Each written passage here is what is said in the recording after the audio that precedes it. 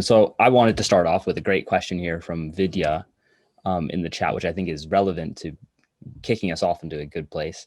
Vidya asks, how can we get these ideas of nature connectedness in the mainstream soon, considering the urgency of the climate crisis, especially with people in power thinking psychedelics are dangerous? I can get it started. I'm sure Sam's got a lot to say. I mean, well, first of all, we don't necessarily need psychedelics to enhance nature connectedness or biophilia or eco-consciousness, right? But I mean, psychedelics are kind of well tested and, I'd say almost proven that they can enhance nature connectedness, but there's many other ways as well, of course, and that is through just getting people to go out in nature, taking people to wild and beautiful places. I think one of the things is, societally, we've got to increase access to nature. Generally speaking, that we should have it on the curriculum as well in schools. There's talk of bringing in kind of classes at GCSE or at school level. I think that's really important. Forest school is also super important, but access is a problem. Most of Britain is private. We've got to really have a massive review of land ownership and how land is used and how access to that is given. There's also a kind of big deficit in habitat as well. So I grew up not far from where Sam comes from as well, in Leicestershire. But where I grew up, the nearest kind of bit of ancient woodland was about 12 miles away. And so you had to kind of travel across the other side of the city to get there. It's not so bad down here in the southeast of England. You're just tripping over ancient woodland, but in a lot of the more kind of developed parts of the country, it's really difficult to actually access, deep nature. So that it has to happen on many, many levels. And I'm glad to say that, psychedelics probably are having a hand in turning people onto nature. You can see direct effects of that with things like Extinction Rebellion, for instance, which Gail Bradbook kind of credits her use of ayahuasca and iboga in giving her the keys to social change, which allowed for the creation of Extinction Rebellion, which I think had a massive kind of cultural footprint to counteract our carbon footprints. So I think psychedelics are part of the solution, but far from the only kind of solution. We've got to work on kind of societal level and culturally in every way we can, I think. I'll throw it over to Sam.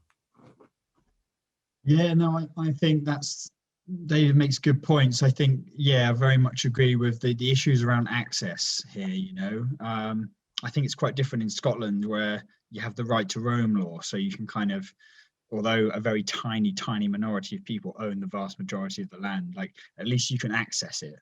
Whereas in England, it's much kind of more restricted. So there needs to be it needs to happen from like a kind of a top down and bottom up approach. So as in bottom up is kind of, I guess, increasing the individual's connection to nature. But then also top down is restoring ecosystems and enhancing biodiversity. So we're hemorrhaging biodiversity across the board, across like many different groups: birds, mammals, reptiles, amphibians, fish, and invertebrates. And we need to be doing a lot more to safeguard and like push back against that.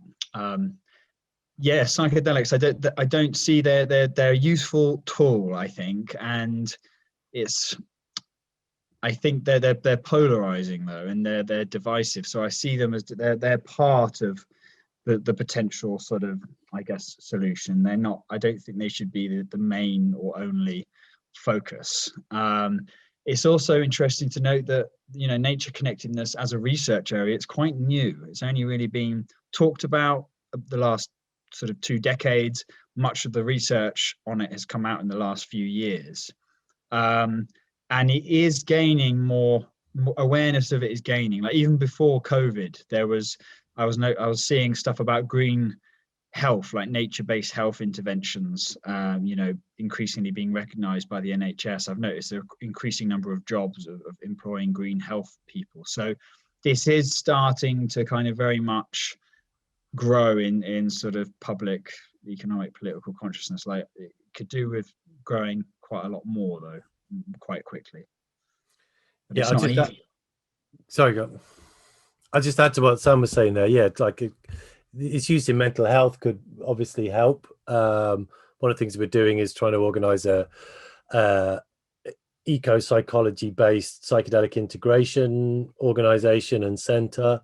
Obviously organizations like Synthesis are already starting to embed eco-psychology in their psychedelic treatment, but we could also, we don't have official psychedelic treatment in the UK or programs or retreats, but we can offer integration, and I think we could start doing that in nature. I think that's going to help a lot. And going back to the idea of access as well, you know, the situation, not only do not have the right to roam and massive kind of private land ownership in England, is that the government are trying to bring in this new trespass law, which is wrapped up with the protest law, which would criminalize trespass. Trespass isn't a criminal offense currently, but it could be. And pretty much every kind of ecological organization, from Ramblers to Wildlife Trust, are kind of opposed to this new bill, in that it will kind of, you know, further restrict people's access to nature.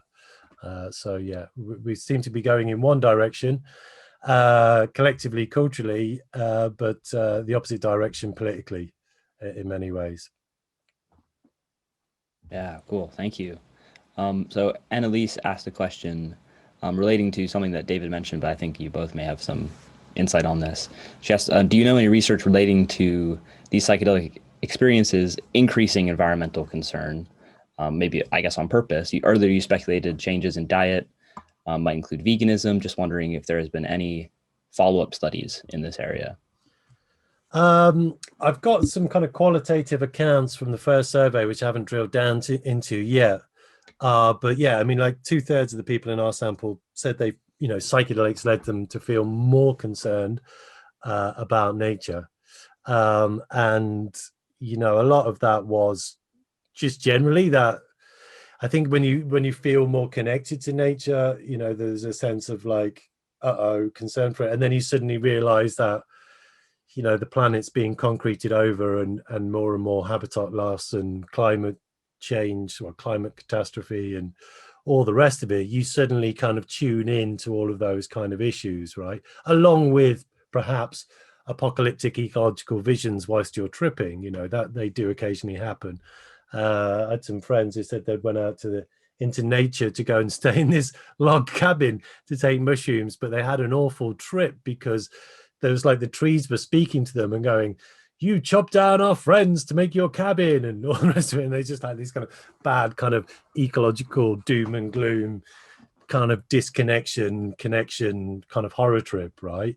And of course, you know, if we just ignore nature, and then we're suddenly kind of thrust into kind of engaging with it through a kind of transpersonal psychedelic experience, we might not necessarily like what we hear. You know, like I said, when I got turned into a small shrub, it was pretty humbling experience, having all the trees and all the blades of grass laugh at you, you know, going, ah ha ha ha, now you know what it's like to be a tree. And you know, it's like to be a plant. And it wasn't just that ridicule, but they were also like, you fucking humans, you think you know what's going on around here, but you haven't got a clue. You think you run the show. And it was like, it's just like that wake-up call can be a bit disconcerting. I think I've got off on a tangent here anyway, but yeah, I think just that sense of deeper connection should in and of itself raise people's concerns, because I think we genuinely are living in a time of deep ecological concern. If we're not concerned, there's something wrong, I would say. Sam? Yeah, so just to follow up there, if people want to look into the literature a little bit more, there's a paper called Lifetime Experience with Classic Psychedelics Predicts Pro-Environmental Behavior Through an Increase in Nature Relatedness. That is a good, cool, funky title for a paper, I think, by Matthias Forstmann and colleague Christina Sagioglu. And yeah, that was interesting because they looked at past lifetime usage of psychedelics. They also looked at people's nature relatedness levels, but they independently did some measures of pro-environmental behavior actions. So that is a sort of interesting paper if you kind of want to delve into this topic a bit more. There's another paper, a researcher got in touch with me recently about. So this is just published, and this is titled Accidental Environmentalism, Nature and Cultivated Affect in European Neo-Shamanic Ayahuasca Consumption. And the researcher there is kind of making the case that even, in a neo-shamanic European context, all the various sort of Amazonian-esque shamanic rituals and practices that are sort of part of that, they all very much emphasize the interconnection of humans and nature. And he thinks those contextual factors very much kind of influence the people's pro-environmental attitudes, and it's sort of indirectly without the intention there. And I would say from the research, the underlying mediator there is probably the nature connectedness, the nature relatedness. And that's interesting because it shows the contextual factors having an effect there, whereas some of the clinical work on psilocybin has been largely divorced of those contextual factors, and it still increases nature connectedness. So I think the psychedelic drug effect itself is intrinsically pro-connective, but then the sort of setting factors and these other things, they're also powerful as well. So it makes one wonder, like, well, how, what's the potential, what's the maximum reach that you can potentially enhance nature connectedness if you use psychedelics intentionally for this purpose. So the deepened connection, they sort of elicit the concern is sort of arising as a side effect of that. And you see this with indigenous groups around the world as well. So there's this big report published a few years ago looking at the state of the world ecologically, and the basic conclusion of the report was, looking back at 50 years worth of data, was that ecological degradation, species loss is unprecedented at any time in human history, and it's accelerating essentially exponentially. And without a full global ecological scale mobilization on the level of World War II, we're in deep trouble. I was like, oh God. But one of the few little glimmers of good news was areas inhabited by or managed by indigenous groups were the only areas not undergoing very slight levels of ecological degradation. And what part of what I think is sort of going on there is indigenous groups tend to live very much more nature environmentally enmeshed, and probably less individualistic existences than more community reference existences than we do in the West. So, and when your nature connectedness levels are very strong, you essentially view your surrounding habitat, your surrounding nature, as an extension of yourself. And why would you wantonly harm yourself or your surrounding environment? And unfortunately, with all the great success of our civilization is we've become so alienated and disconnected on a broad level. We've lost that intuitive feeling of stewardship and protection to nature. And it's one of the worst, most dangerous things that we have lost, I feel like, in the name of advancement. Yeah, great. No, that's really interesting. I think that answers what Linus's question was, which is the modern mental health crisis a product of city living as opposed to life in the countryside? But so I'll go on to Sarah's next question, which also links to this kind of recognition of planetary species loss. She's curious to know if you could speak to the importance of grief as a necessary component to processing all of the species extinction and planetary destruction, which we are witnessing at this time.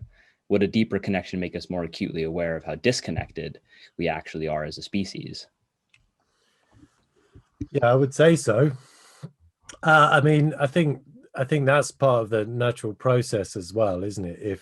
If you have any kind of level of empathy, and I think psychedelics also enhance your empathy, but if you're going to have this sense of kind of connection with nature, then you can't help but be alarmed at the fact that we're in the sixth mass extinction, right? And that this species are going extinct all the time. There's been various beautiful projects coming out of this, just kind of honoring grief and extinction and species and habitat loss. And I think it's something we have to deal with.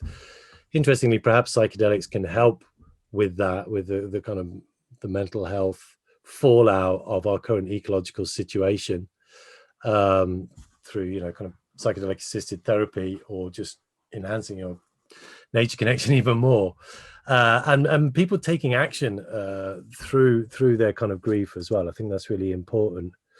But I think necessarily it's going to happen. Yeah, I'll leave it there for now. Sam.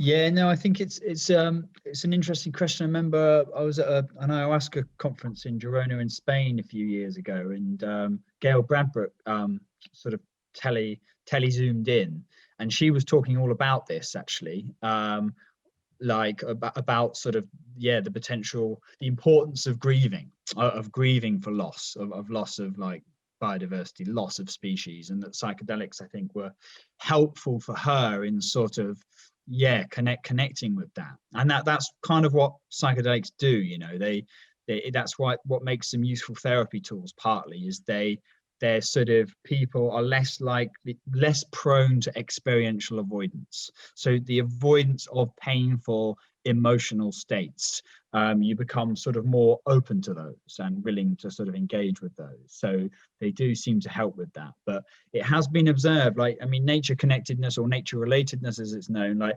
there's a solid literature base to show it's really quite beneficial.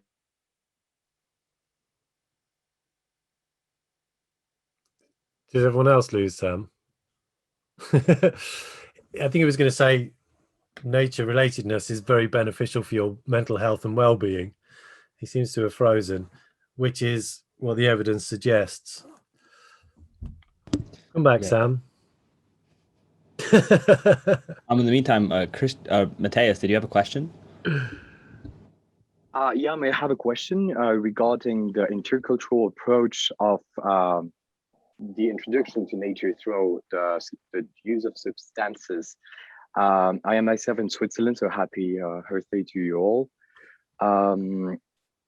And I do have had experiences with magic mushrooms and introducing some friends. I'm from an area of Switzerland where it's part of local tradition to use that in order to connect with the nature. And I introduced some friends through such rituals that I myself got introduced by people from my village. And I saw some difference among the different people from different countries, European or Southern, Northern Americans, even though they came from big cities, tended to be more open to the experience, while my friends are from Tokyo or Seoul or Guangzhou, Beijing, had a very big struggle and ended up to have a bad experience. Is there any study or approach to these intercultural differences to what is these experiences? That's a really interesting question. I'm not aware of any cross-cultural studies, studies looking at the cross-cultural differences of how people respond to psychedelics. But you might expect that there probably are some. I mean, it depends, I guess. I imagine, and this is just a speculation, this is pure speculation, I don't have any data to go on that, people from cultures where there isn't the kind of prolific use of psychedelics, and I think that's probably the case in lots of Asia. I don't know. We don't see much kind of psychedelic research or psychedelic literature or stuff like that coming out of Asia. It doesn't mean it's not happening, but that it may not be on their particular radar as much. We're now in a kind of time and a culture where psychedelics are just more known, and we know much more about them, and our kind of approach to them and our kind of issues and fears around them are probably much less. I don't think that necessarily translates into other parts of the world. We don't necessarily see that, and that might well have an effect on the kind of setting and context. Also, presumably if they're from Asia, they may also be feeling a bit more hooray or whatever it is, a kind of disconnection from their own environment, their own kind of culture, their own land, and all the rest of it. So, I mean, I can speculate. But I don't have any evidence to go on that there are kind of essentially cross-cultural differences in how people respond to the use of psychedelics. But it's an interesting observation. Maybe you can do a study on that.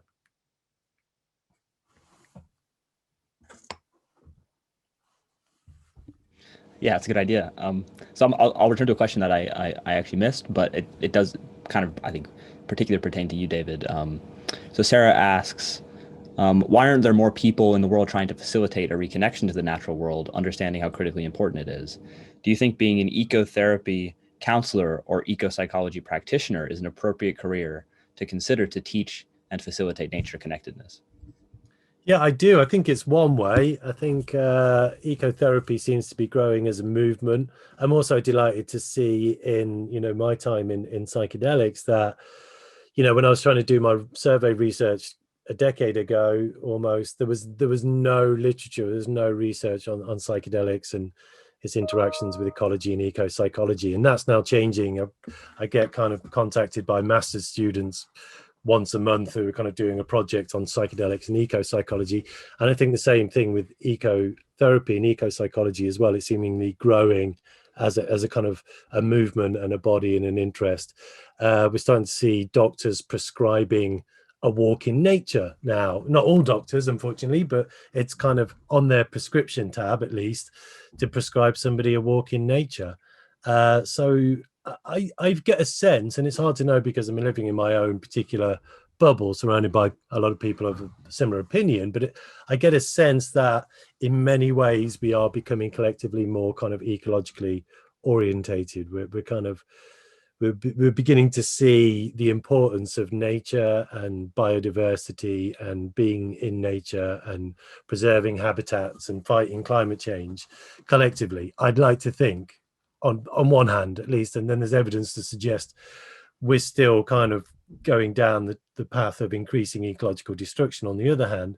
But I totally salute anybody who wants to get into ecotherapy as a form of making people feel more connected with nature. I mean, I've got a colleague who is an eco-psychologist and a therapist. He's of a slightly kind of a bit of a bizarre opinion in that he basically sees nature as just as a kind of a better environment in which to do psychotherapy. And he doesn't necessarily agree that there's any benefit to just being in nature himself. He's obviously not aware of the literature, which I find deeply surprising.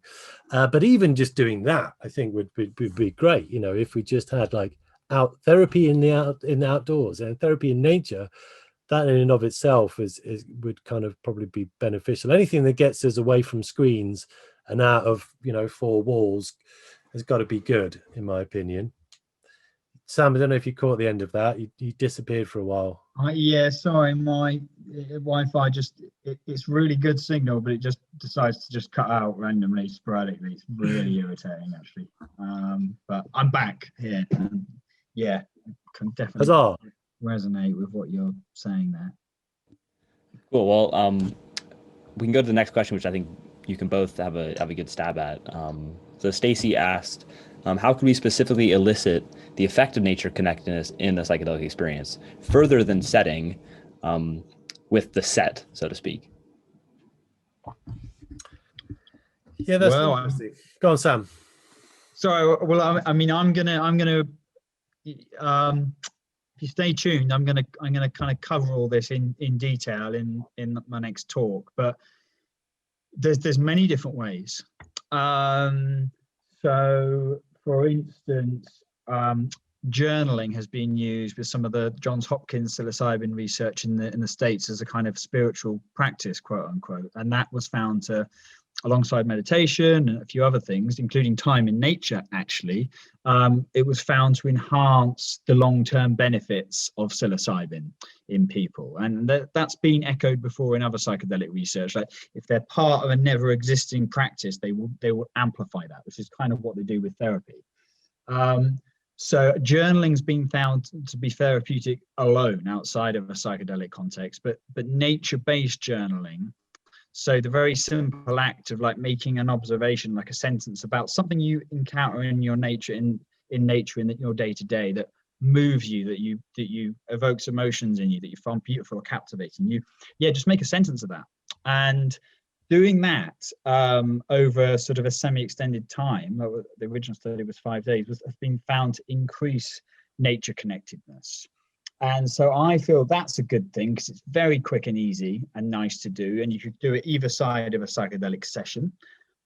You could incorporate nature into the psychedelic session room itself. Like if that doesn't mean going outside, you can potentially bring nature inside into the clinical space, like plants, your own plants perhaps, nature-based art and photography. If you want to go whole hog and money isn't a limiting thing, you could build a psychedelic nature center somewhere spectacular, like I think some kind of coastal redwood forest type, you know, you want to like, yeah, you want like a wide open vista of like an ocean or something like that, but some nature, trees, forest, pretty good.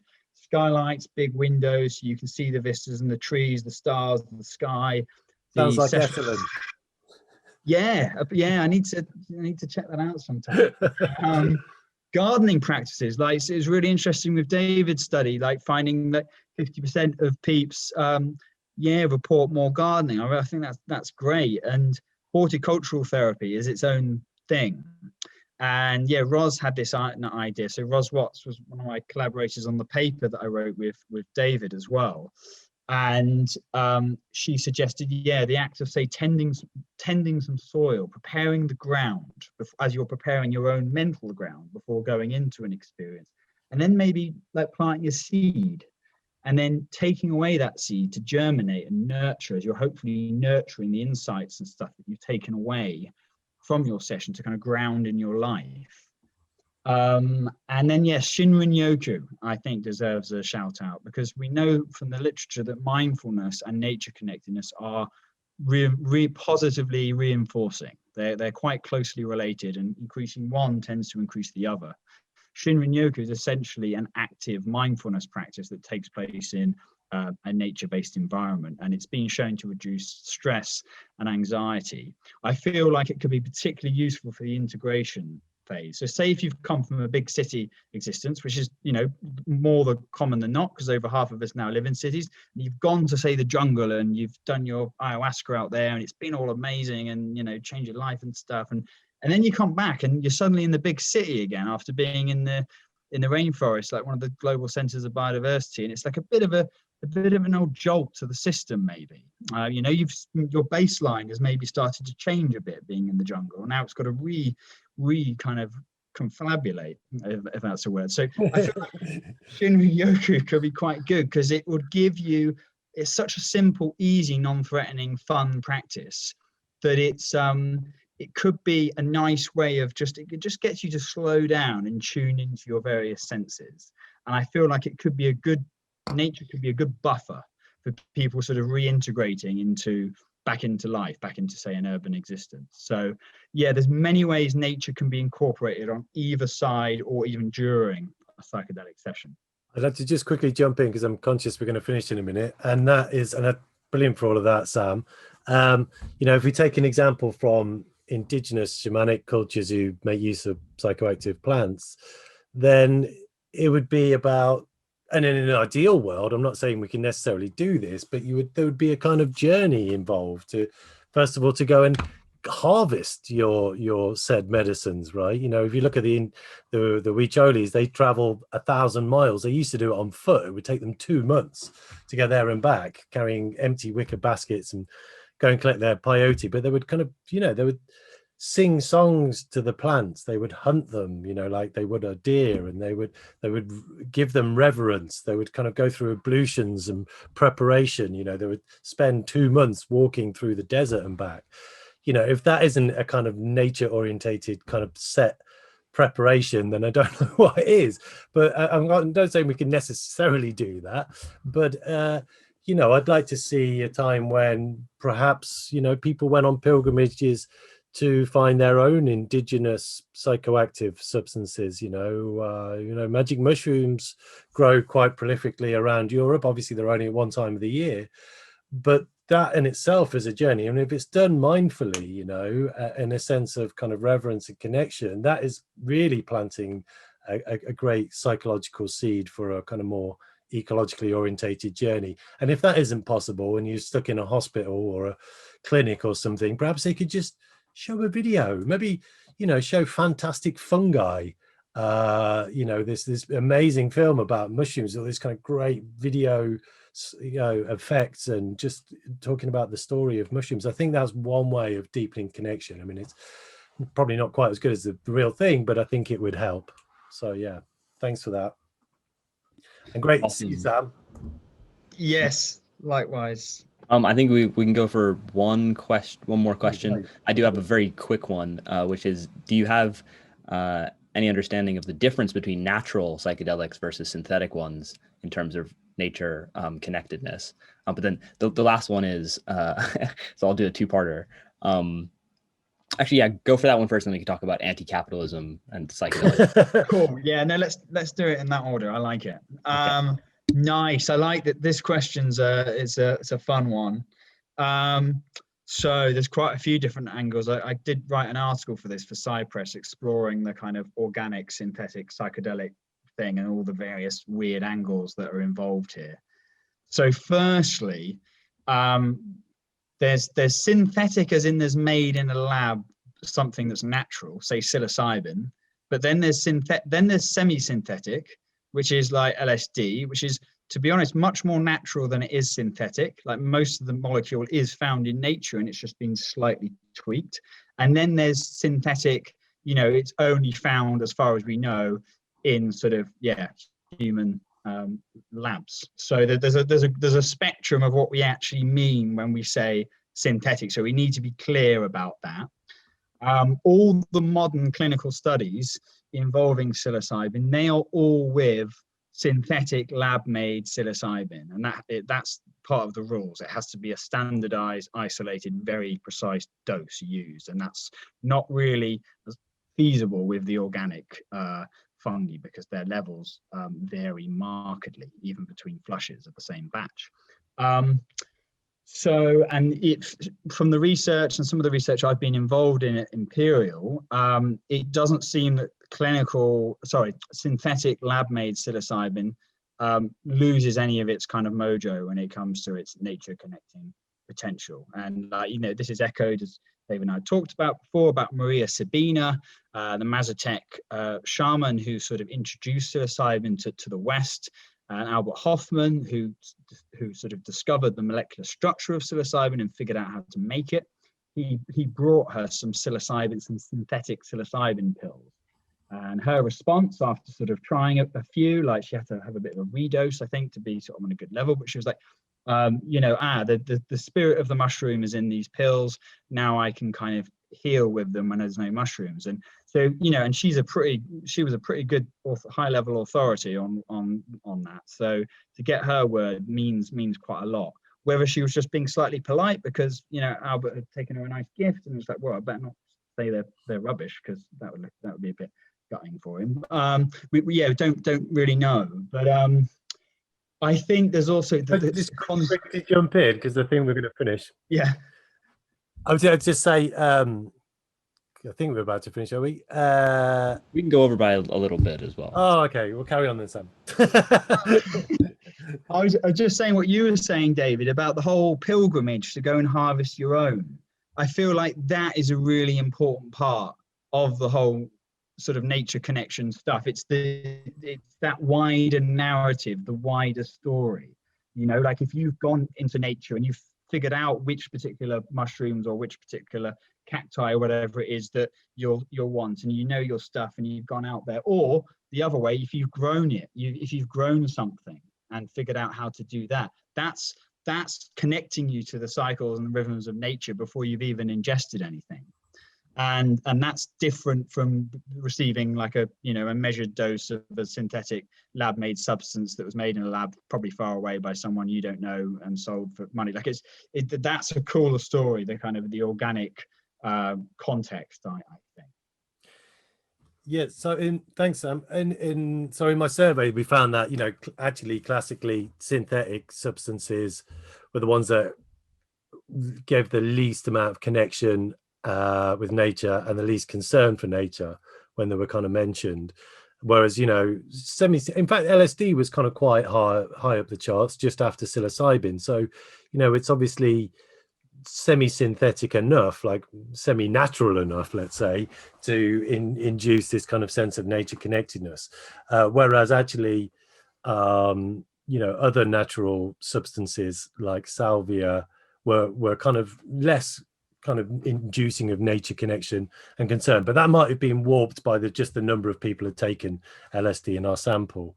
So it's a bit hard to say, but generally speaking, the trend was that the more organic it was, the more people felt connected with nature in terms of at least its origin, but though not necessarily as a synthetic drug, right? So the idea that it's from mushrooms or from nature is useful, but the whole idea of synthetic versus non-synthetic, and like Sam says, this is a kind of great debate we can go on all day, is that if something's only potentially synthetic, right, it's potentially not natural, Alexander Shulgin created in his lab this phenethylamine. It was kind of like an MDMA analog, which he said was so similar to some of the other alkaloids they'd found in peyote that he called it Williamsi. What did he call it? No, I think something, that's the name of peyote. He named it after peyote, the Latin name.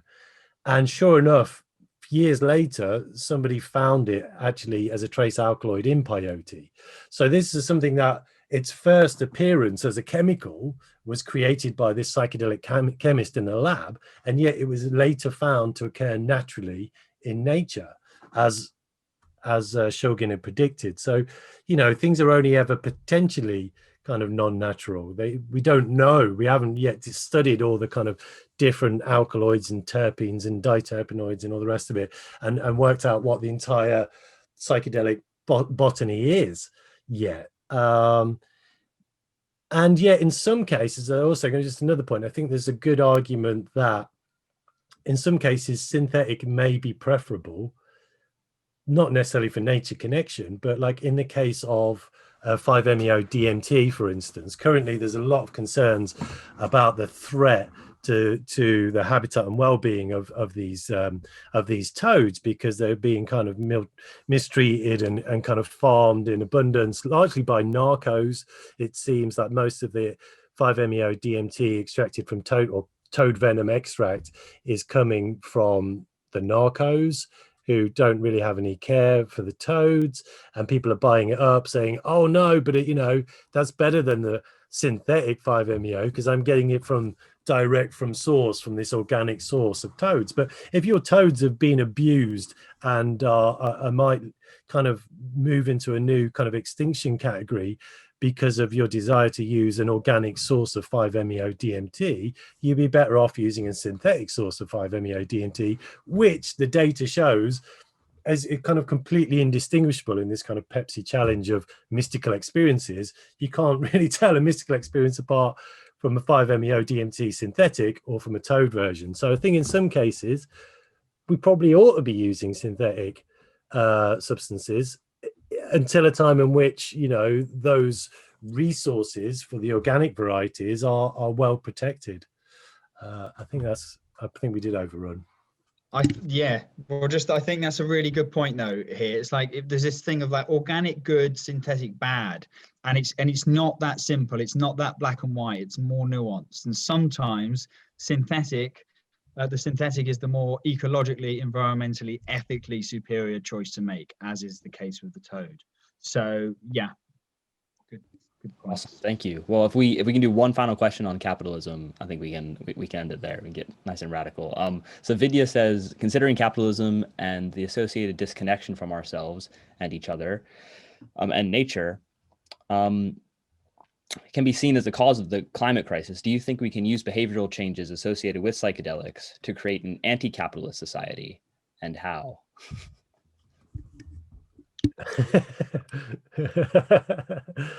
I mean, potentially. I don't know if it'd actually work. And I think there's also obviously some issues around. I mean, it's one thing giving people psychedelics for mental health issues, right? That's that's a kind of an ethical no-brainer if it does no harm to most people but benefits the majority of them. Giving psychedelics to change people's ecological orientation, that's a kind of probably a slightly different ethical bar, and I think that's kind of all right. But I mean, you're effectively using psychedelics for a non-medical purpose to change attitudes and behaviors. Now, then you're starting to get into this kind of issue of social control already. You know, what is it all right to think and do? And do we want to be pharmacologically maneuvering people intentionally for whatever ideology we have, be it ecological or even anti-capitalist? You know, and of course, I'm an anti-capitalist.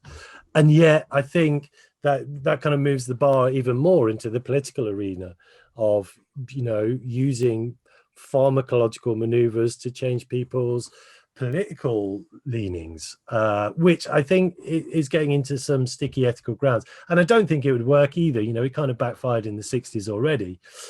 I think kind of subtly, if like that comes along with the package of taking psychedelics, that it makes you a bit more concerned about the environment and more connection with people. Hopefully you'll join up the dots and realize through education, I mean, that's where we really need to be putting our efforts, that, you know, the capitalist system is broken and causing a lot of harm to all the species on the planet, including humans, right? And it's a kind of, it's a zero-sum game, you know, it's just everybody loses. But to kind of intentionally try and make people anti-capitalist through the use of psychedelics is getting into some sketchy mind control dimensions, I would say. Yeah, just I agree. I think there be dragons, like, yeah, treading on dodgy ground here. But I do know of someone who's interested in doing a study called SciVal, which is would be looking at the value change that can maybe be facilitated by psychedelics. And they are an anti-capitalist, and they've developed their own community-led banking system. And they're interested, yeah, what happens if you give high-level business people, particularly people working, say, in the fossil fuel industry, who are sort of have their vested interest there, if you give them sort of supported psychedelic sessions, do their values change in a way that then affect their how they wield their power over others? So kind of taking the Huxleyan trickle down approach, turn on the big powerful movers and shakers who have a lot of influence over many other human beings, and you can hopefully bring about change more quickly than the more democratic Tim Leary, everyone should do it kind of approach. So I don't know. So there is people are thinking about this and the potentials of it. But sort of, I think we do need to kind of proceed carefully here. And yeah, Sarah made the point about, you know, psychedelics tending to amplify what you've already got going on, and that's a big part of the story. It's not the whole story though, because, you know, people can change quite radically in their views and perspectives and their behaviors and stuff. And I want to kind of re-emphasize David's findings that everyone in his sample, everyone reported feeling more connected to nature. And I would argue that's because it's amplifying a very salient fact. We are nature. Like, there can't be any other way. So that's interesting and powerful, and potentially gives one hope with all this stuff. Excellent. Thank you very much, Sam and David. We'll wrap it there. We did go over by 10 minutes, so we'll push back your talk by about 7 minutes, if that's all right with you, Sam, so you can give everyone a chance to go outside and take a deep breath of fresh air. But thank you both very much for tuning in, and it's been an absolutely fascinating conversation. Thanks so much, Dexter. Thanks, everybody. Nice to see you, Sam. Yeah, likewise, David. No, thanks, everyone. See you all in very shortly. Awesome. See you guys soon.